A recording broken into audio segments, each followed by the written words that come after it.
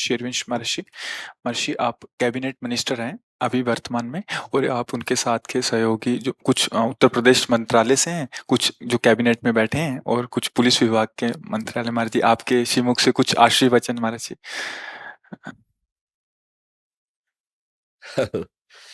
देखो, भारत सदैव भागवत धर्म से युक्त देश रहा है। अब धीरे धीरे आधुनिकता ऐसी बढ़ती जा रही जिससे हमारे आचरण हमारे धर्म के प्रतिकूल होते जा रहे हैं। वास्तविक अध्यात्म से ही हम सुख और शांति का अनुभव कर सकते हैं। दूसरों के सुख के लिए जो जीवन धारण करता है वही महात्मा है, वेश कुछ भी हो।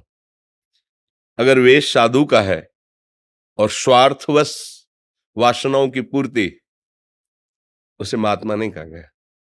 भले पैंट शर्ट में है, पैजामा कुर्ता में है, धोती कुर्ता में है, पर उसका दूसरों का हित करना स्वभाव बन गया है, तो उसी को महात्मा कहा गया है।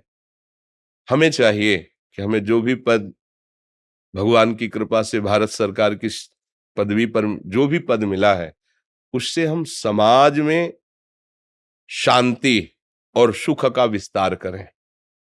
वो तभी होगा जब यहां होगी। खास बात है, अगर हमारा हृदय शांत है, कैसे होगा शांत हृदय?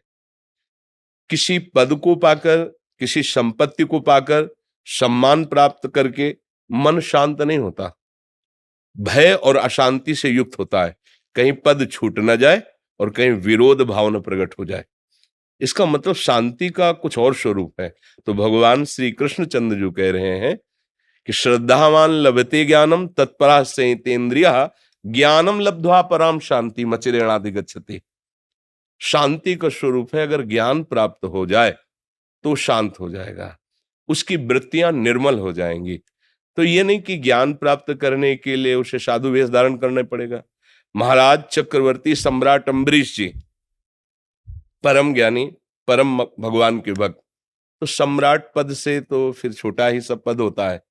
सम्राट पद होता है शास्त्रों राजाओं के ऊपर जो बैठा हुआ है, उसे जिसे बादशाह कहते हैं, वो सम्राट पद था अम्बरीश जी का। तो हमें लगता है कि यदि हम ये बात जान जाएं कि मेरे भगवान ही विविध रूपों में हैं और मुझे उनकी सेवा करने का सौभाग्य मिला है, और जितना भी हमें सामर्थ्य भगवान ने दी है, जो धर्म विरुद्ध आचरण करेगा, भगवत विरुद्ध आचरण करेगा, शास्त्र विरुद्ध आचरण करेगा, तो शास्त्रीय और राजकीय दोनों जगह कानून बने हुए हैं। राजकीय विधान में भी कानून है और हमारे शास्त्रीय विधान में भी नरक आदि का प्राविधान है। तो इसलिए हमारी सामर्थ्य के अनुसार अधर्माचरण करने वाले, शास्त्र विरुद्ध आचरण करने वाले, भगवत विरुद्ध, धर्म विरुद्ध आचरण करने वाले को दंड मिलना, और शास्त्र और धर्म के अनुकूल चलने वाले को सहयोग मिलना, निर्बलों की सहायता करना, किसी भी प्रलोभन में आकर अपने धर्म का त्याग न करना। चाहे कोई कितना भी बड़ा पद या धन मिलने का प्रलोभन हो, हम अपने धर्म का त्याग न करें। तो इससे हमारे हृदय में जो सुख आएगा वो समाज में विस्तरित होगा, जो शांति आएगी वो हमारे समाज में बढ़ेगी। जैसे एक किसी कोने में बैठा हुआ कोई भी भगवत प्राप्त महात्मा सुख शांति से स्थित होकर जब संकल्प करता है, सर्वे भवन्तु सुखिनः सर्वे सन्तु निरामयः सर्वे भद्राणि पश्यन्तु मा कश्चित् दुख भाग भवेत्।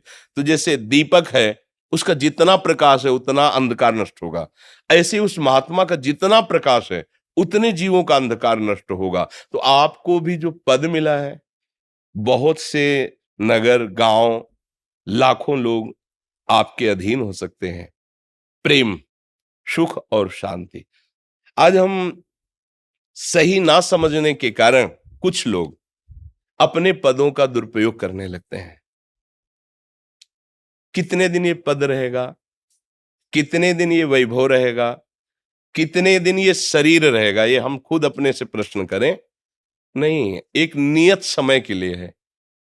काल से कोई भी अंगरक्षक नहीं बचा सकता, काल से कोई भी सुविधा, धन, दौलत, पद मुझे नहीं बचा सकता उस कालातीत परमात्मा के सिवा। तो हमारा जितना समय बचा है, हम प्रभु का स्मरण करते हुए धर्म पूर्वक चलें और ये बहुत बड़ी सेवा है। देखो, चाहे हम ये एकांत गुफा में रहे हो, पर आके समाज सेवा ही करके जाना होगा।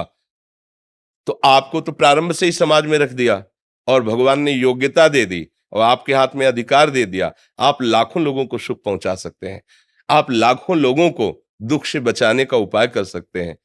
तो हमारी प्रार्थना है, जो भगवान ने आपको पद दिया है, ईमानदारी से सत्य को साक्षी रखकर आप उस पद पर चलिए और भगवत स्मरण करते रहिए। तो ये जन्म भी आनंद और सम्मान पूर्वक कटा और हम भगवान के पास जाकर भी उनका प्यार दुलार प्राप्त करेंगे। ये जगत का जितना भी स्वरूप है, ये प्रतिपल एक रस नहीं रह सकता, ये परिवर्तनशील है। आप देख रहे हैं, एक समय आपकी बाल्यावस्था थी, अनजाने में जान ही नहीं पाए, जवानी आ गई और जवानी कब गई पता ही नहीं चला और शरीर शिथिलता और बुढ़ापा की तरफ। तो आगे वाली भी की तो सोच लें, उस दशा का नाम है मृत्यु।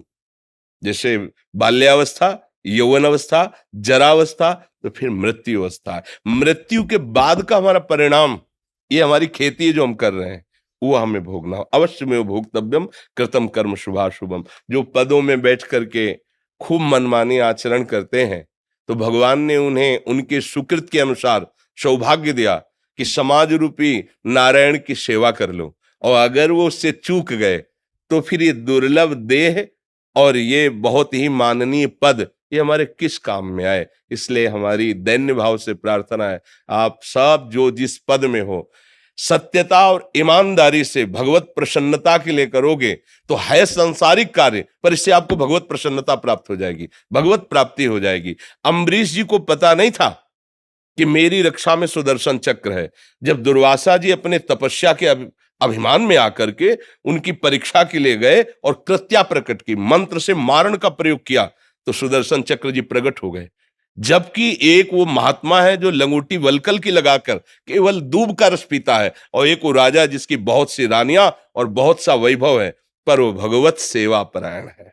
खास बात, अम्बरीश जी जगत को भगवान की सेवा मानकर राजपद पर बैठ, तो सुदर्शन चक्र उनकी रक्षा में है। काल भी उसे परास्त नहीं कर सकता जिस पर हरि का वरद हस्त है। मुझे चाहिए कि मेरा जीवन ये तो लाभमय हो ही, और मेरा मरण भी महोत्सव बन जाए। जैसे हमें अभी कहीं विदेश जाना हो और मुझे कोई ना परिचय हो और तुरंत मुझे देश से निकाला जाए, कैसा लगेगा? और अगर मुझे पास दे दिया गया है और वहां व्यवस्था कर दी गई, फिर देश से किया जाए तो कैसा लगेगा? दोनों बातों को देखो। ऐसे ही ये देश हमें कमाई के लिए मिला है क्या? सत्कर्म की कमाई करके, भजन की कमाई करके हम भगवत धाम पर अपना अधिकार प्राप्त करें, भगवान की नित्य सेवा में पहुंचे। आजकल जो बहुत मानसिकता बिगड़ रही है, बेविचार, मदिरापान, मांस खाना, इन किन प्रकार किसी भी हिंसा के द्वारा, अधर्माचरण के द्वारा सुख भोग करना और धन कमाना बहुत गलत है। परिणाम में इसका जो परिणाम आएगा वो आप संभाल नहीं सकते। कोई भी धर्म तुम्हारी रक्षा करेगा, भगवान नाम तुम्हें सुख प्रदान करेगा। और ये धर्म विहीन जो आचरण बढ़ रहे हैं, हमें लगता है आप जैसे पदाधिकारी जन अगर मिल करके इस पर थोड़ा सा प्रकाश डालें, तो हमारे नवयुवक, यही हमारे भारत देश की आगे चलकर वो पीढ़ी है जो हमारे देश को सुव्यवस्थित सुरक्षित रखेंगे, चाहे वो सेना में कहीं भी हो। अगर हमारा स्वभाव ठीक हो गया, आचरण ठीक हो गए, तो सब ठीक हो जाएगा। इसलिए हमारी प्रार्थना है, नाम जप कीजिए और सबको भगवत सेवा की भावना से सुख दीजिए। आपको जो पद मिला है वो जीवन सार्थक हो जाएगा। और हम चाहते भी हैं हृदय से कि आपका स्वागत करें, पर एक तो भिक्षुक हैं और दूसरी बात यह है कि जब कोई गरीब जन ऐसे आते हैं और देखते हैं कि बड़े जनों को दुपट्टा मिला, माला मिला, और वो जब रो के हमसे कह देते कि महाराज जी मुझे क्यों नहीं, तो मुझे लगता है एक स्थान तो ऐसा होना चाहिए जहां सबको बराबर प्यार मिलना चाहिए। आपको तो सब जगह सम्मान मिलता है क्योंकि वो है आपका अधिकार, लेकिन वो आदमी जो एक गरीब आदमी आ रहा है, वो जब बाहर खड़ा लाइन में देखता है कि ये लोग तो सब दुपट्टा और हमको 1 मिनट खड़े नहीं होना दे, देखा और निकाल दे, तो इसलिए एक दिन नियम ले लिया था कि हम किसी को कोई भी बाहरी स्वागत, हृदय से हम आपका स्वागत करते हैं और हमारे वचन ही आपके लिए ये जो आप आए हैं ये हमारी लाडली जो से कृपा से आए हैं। श्री राधिका कृपा बिनु सबके मनन अगम्य। जब हनुमान जी का दर्शन विभीषण जी कर रहे हैं तब उन्होंने कहा प्रभु मैं समझ गया कि आज मेरे श्री राम की मेरे ऊपर कृपा है। जो प्रभु मोहि अनुग्रह कीन्हा तो तुम आई दरस हठ देना। अब मोहि भाव भरोस हनुमंता बिनु हरि कृपा मिले। तो हृदय का प्यार हम आपको समर्पित करते हैं। आप स्वस्थ रहकर और परम पवित्र बुद्धि के द्वारा हमारे देश की सेवा करें। बाहरी स्वागत हम तो भिक्षुक हैं कि आपको माला पहनाए या चुनरी डालें, ऐसा पहले सोचा था, हमारे मन में था कि अगर हमारे देश के पदाधिकारी जन धर्म का रहस्य समझेंगे तो लाखों को वो सुव्यवस्थित रखेंगे। पर जब उनकी बातें सुनी तो मुझे भी लगा कि इनका तो सब जगह सम्मान होगा, लेकिन उसका तो उसके लिए हमको इस स्थल पे एक श्रेणी रखनी पड़ी। एक श्रेणी में जैसे हम आपसे हाथ जोड़कर बात करते हैं ऐसे उनसे भी बात करते हैं। जैसे हम आपको कोई माला चुनरी नहीं ऐसे उनको भी कोई माला चुनरी नहीं, तो एक समान भाव हो गया। तो संत के दरबार में समान भाव ही, समता ही, यही सबसे बड़ा भगवान का आशीर्वाद होता है, जिससे किसी को दुख नहीं पहुंचेगा। इसलिए हम प्रगट में आपको चुनरी और माला नहीं पहना पा रहे।